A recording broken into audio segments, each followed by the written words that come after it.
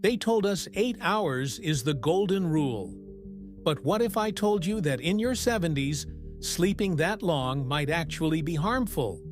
What if waking up at 4 a.m. isn't insomnia, but evolution doing its job? New science says the perfect sleep we believed in for decades doesn't apply to older adults the way we thought. From the brain's nightly cleaning cycle to surprising links between long sleep and dementia, researchers are rewriting everything we thought we knew. Could daytime naps actually help prevent memory loss? Is it normal to wake up more often? Or is it an early warning sign? The answers might just shock you. Hit like, subscribe, and let's go! For most of our lives, we've been taught one simple truth. A good night's sleep means getting at least 8 uninterrupted hours. Doctors, commercials, even bedtime books drilled it into us. Sleep deeply, sleep long, or suffer the consequences. But as we age, something changes, not just in our habits, but in our biology. We start waking up earlier, falling asleep during the day, tossing and turning at night. And the world tells us something must be wrong. But is it? Today's science says maybe not. In fact, what's normal for a 30-year-old could be completely different for someone in their 70s. As we grow older, our brains process melatonin differently. The body's natural clock, the circadian rhythm, begins to shift, and deep sleep becomes rarer. But that doesn't mean it's broken. In many traditional cultures, older adults naturally wake before dawn, rest during midday, and live long, mentally sharp lives. Modern technology, bright screens, artificial light, 24/7 noise, has clouded our understanding of sleep. We've tried to force older bodies into younger patterns, and it's not working. Insomnia, sleep apnea, overmedication, even increased risk of Alzheimer's, all tied in part to misunderstanding what sleep in later life is supposed to look like. So, what if the ideal sleep for someone your age looks nothing like what you were told? What if aging isn't the problem, but our outdated sleep advice is? Let's explore what science now reveals, and how it might change the way you sleep, think, and live. The story of sleep is older than science itself. For centuries, humans followed the sun. We rose at dawn, rested at dusk, and let our bodies guide the rhythm. Ancient civilizations, from the Egyptians to the Greeks, saw sleep not as a health metric, but as a sacred state, a time when the mind connected with the divine. But with industrialization came disruption. The invention of electric light in the late 1800s changed everything. Night became optional, sleep became shorter, and over time, stranger. By the mid-20th century, the 8-hour rule was born, a one-size-fits-all prescription promoted by early sleep researchers. But they studied young, healthy adults, not aging bodies. As a result, millions of older adults were told their normal age-related sleep changes were pathological, something to fear or medicate. It wasn't until the late 1990s that scientists began asking the right questions. What does healthy sleep look like after 60? What they found was unsettling. Long sleep in older adults wasn't always a good sign. It was sometimes linked to declining brain function, even earlier mortality. But short, fragmented sleep wasn't great either. The truth was more complex and far more personal. And yet, mainstream medicine has been slow to catch up. Today, millions of seniors are being misdiagnosed, overtreated, or left to believe they're broken simply because their sleep no longer fits a decades-old model. But here's the dangerous part. Untreated sleep issues in later life can lead to falls, memory loss, and a silent epidemic of nighttime confusion. If we don't change how we think about aging and sleep, we may be walking blind into a very dark future. Right now, nearly 1 in 3 adults over 65 reports serious sleep issues. And the number is climbing. But here's the unsettling truth. Poor sleep in older age isn't just about feeling tired. It's being directly linked to cognitive decline, depression, cardiovascular problems, and even increased risk of early death. A groundbreaking study from the University of California found that older adults who sleep more than 9 hours a night, or less than 5, have a significantly higher risk of developing dementia within the next decade. It's not just about how long you sleep, it's about how you sleep. Fragmented sleep, waking up multiple times during the night, has been shown to disrupt the brain's glymphatic system, which normally clears waste, including beta amyloid, the sticky protein tied to Alzheimer's. If sleep is shallow or broken, that cleanup crew never finishes its job. Brain fog, memory slips, confusion after sundown. They're not always just getting older. Sometimes they're the first signs of something far worse, silently brewing in the background. And yet, millions ignore the signs. Why? Because we've been told it's normal. You're just aging, they say. But what if that explanation is costing us time, health, independence? Imagine this. You're still sharp, still active, but every night your brain is being slowly starved of restoration. You wouldn't notice it in a day, maybe not even in a year. But after 5, 10, the damage could already be irreversible. This isn't fear-mongering, it's happening, quietly, in bedrooms across the world. And unless we start asking the right questions, it could happen to you too. Here's the shocking part. Some scientists now believe that waking up during the night in old age isn't a problem. It's a feature. According to evolutionary biologists, broken sleep in elders may have once been a survival advantage. In early human tribes, older adults naturally woke up throughout the night, acting as nighttime guardians, alert for predators, fire, or danger, while younger people slept deeply.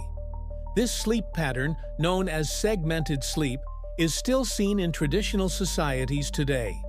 And those elders? Many live into their 90s with strong memory and stable mood. So the question becomes, are our bodies malfunctioning, or are we just misunderstanding our own design?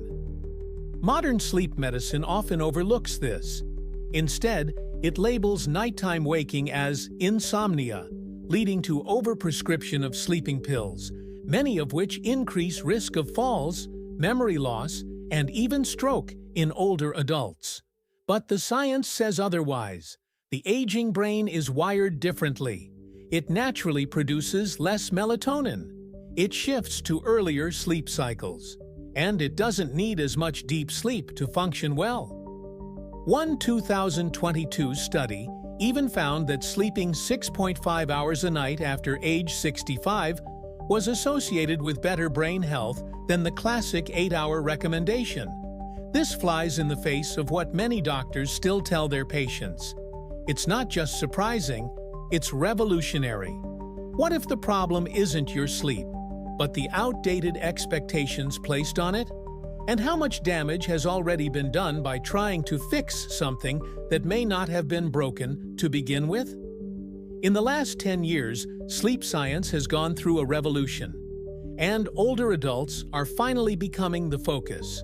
With the help of advanced brain imaging, wearable tech, and long-term population studies, scientists are now uncovering how sleep truly changes after 65.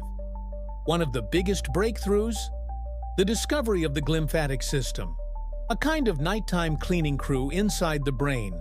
Using MRI technology, researchers watched how this system flushes out toxins, including beta amyloid, the protein linked to Alzheimer's disease. But here's the twist.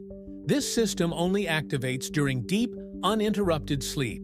And in older adults, deep sleep becomes lighter and shorter, making that detox process more fragile.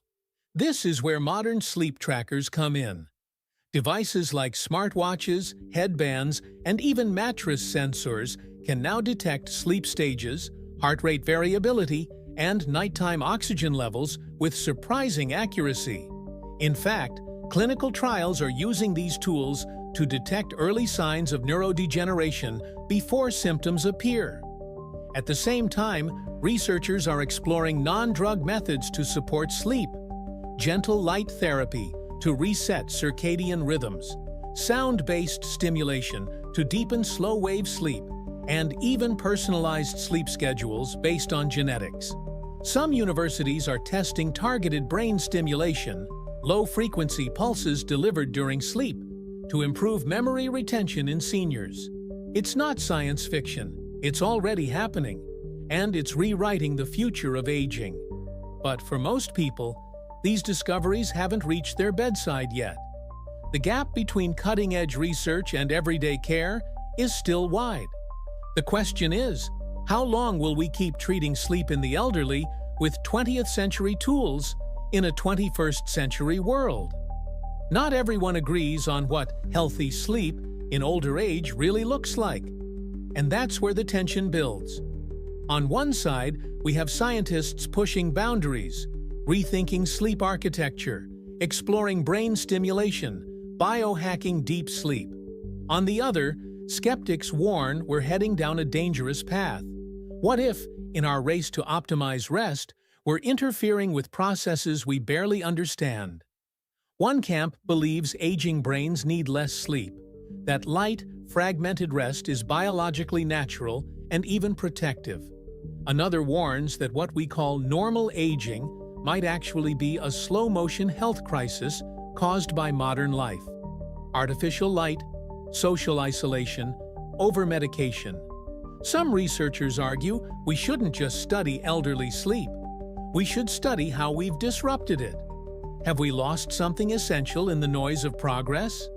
Decades ago, people slept in darker, quieter spaces, surrounded by community, not screens and glowing clocks. Have we traded natural rhythm for convenience? And in doing so, broken our internal timekeeper? Even technology, with all its promise, raises questions. Are we becoming too reliant on data? What happens when a device tells you you slept poorly, even if you feel fine? The brain is not a machine. It can't be measured only in cycles and numbers. In chasing perfect sleep, are we pathologizing natural variation, turning wisdom into illness and age into something to be corrected? Maybe the greatest danger isn't sleep loss, but the fear we've built around it. And fear, as we know, can keep you up at night. The consequences of misunderstanding sleep in older adults ripple far beyond bedrooms and hospital beds. They reach into public health systems, family structures, and even how we define aging itself.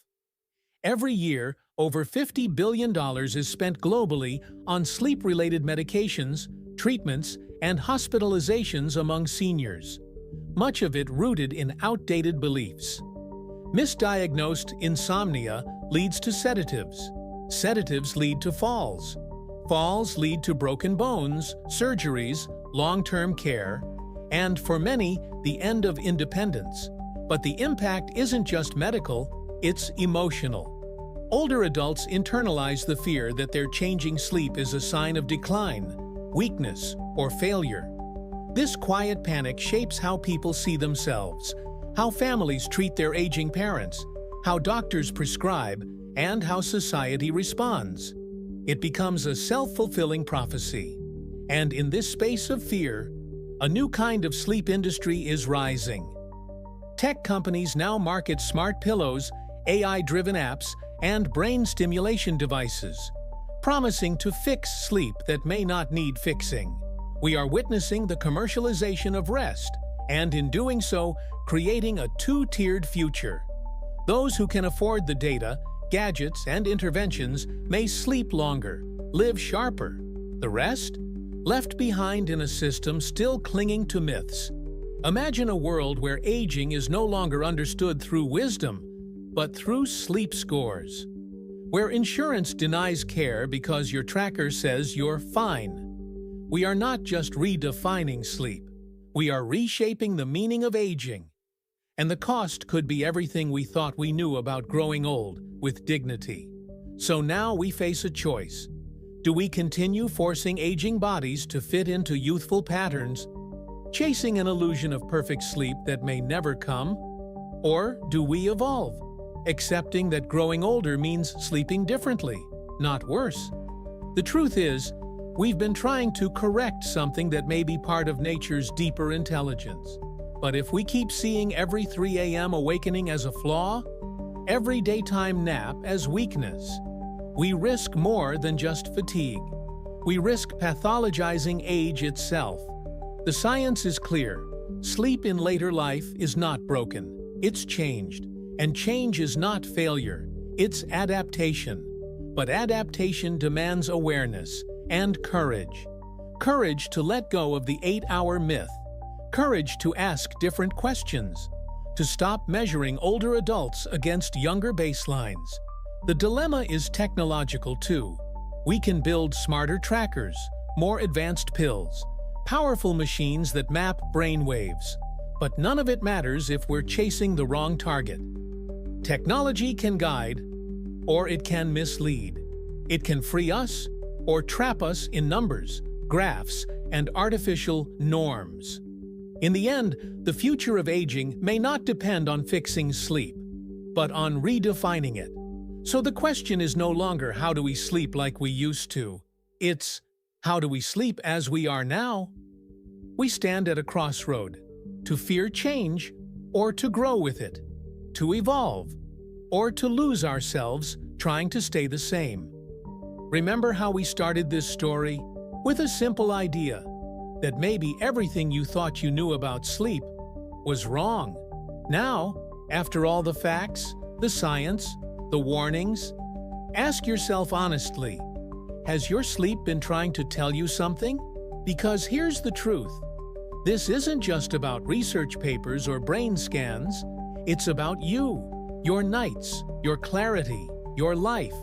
We spend a third of our lives asleep, and yet most of us spend those hours fighting our own biology, all because of old advice that never fit. So tonight, when you lie in bed and wake up at 3 a.m., don't panic. Maybe your body knows something your doctor doesn't. Maybe you're not broken. Maybe you're exactly where evolution designed you to be. But that knowledge, it's only powerful if you use it. So now, the question becomes deeply personal. Will you change how you see your sleep? Or will fear keep you chasing a dream that isn't real? Before you scroll away, stop for a second. Look back on your own nights, the ones filled with restlessness, early mornings, quiet worry. Were they really failures? Or something else? Maybe the real issue isn't sleep, but what we've been told to fear about it. So here's the question no one dares to ask. If waking up at 3 a.m. was actually healthy, would you still reach for the pill? Or would you listen to your body for the first time? Let me know in the comments, if you're brave enough to answer.